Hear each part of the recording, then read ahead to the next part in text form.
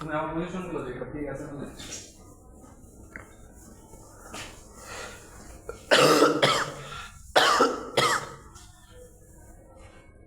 Position দেখো, ঠিক আছে? হ্যাঁ ঠিক আছে, মাথা সবকিছু দেখা যাচ্ছে তো? ভিডিওই দেখো। সব কিছু দেখা যাচ্ছে। হ্যালো প্রিয় বন্ধুরা, কেমন আছো তোমরা সকলে? আশা করছি সবাই ভালো আছো। আজকে আমি তোমাদের সাথে আছি আকাশ। এই ভিডিওতে আমি তোমাদের দেখাবো বাংলা স্বরবর্ণ এবং বাংলা স্বরবর্ণের উচ্চারণ সমূহ কিভাবে করতে হয়। তাহলে চলো মূল আলোচনায় যাওয়া যাক। প্রথমে বাংলা স্বরবর্ণ অ, এটাকে আমরা অনেক সময় বলে থাকি স্বর অ। শুরুতে যখন বলবো অ, তখন এটাকে সরাসরি অ বলবো, স্বর অ না বলে শুধু বলবো অ। এরপর স্বর আ, এরপর রস্বই, এরপর দীর্ঘই, এরপর রস্যু, এরপর দীর্ঘ, এরপর রি,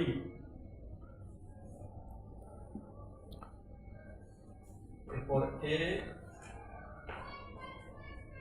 এরপর ওই, হ্যাঁ ও, ও। এই হচ্ছে মোট 11টি স্বরবর্ণ। 11টি স্বরবর্ণ।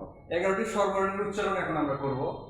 তাহলে এটি প্রথমে অ, এরপরে রয়েছে আ, এরপরে রস্বই, এরপরে দীর্ঘই, এরপরে রস্য, দীর্ঘ, এই রস্বই, এরপরে রস্য, হ্যাঁ দুইটি হ্যাঁ রস্য স্বর, হ্যাঁ হ্যাঁ অল্প প্রাণ।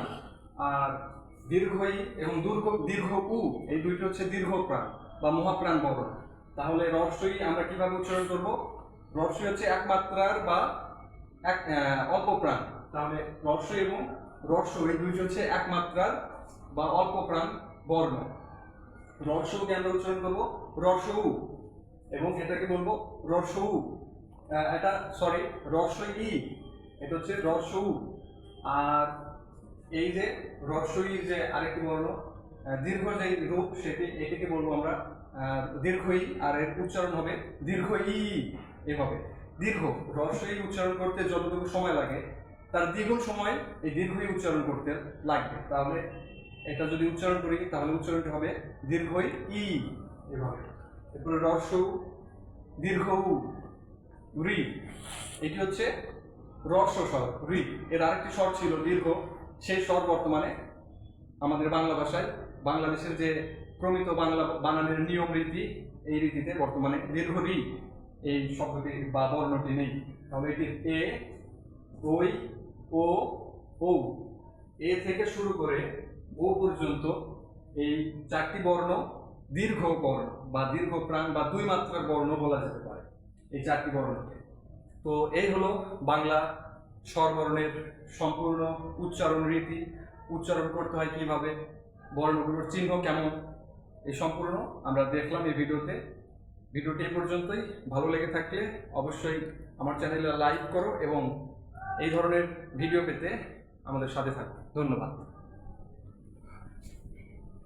হয়েছে বন্ধু? হ্যাঁ।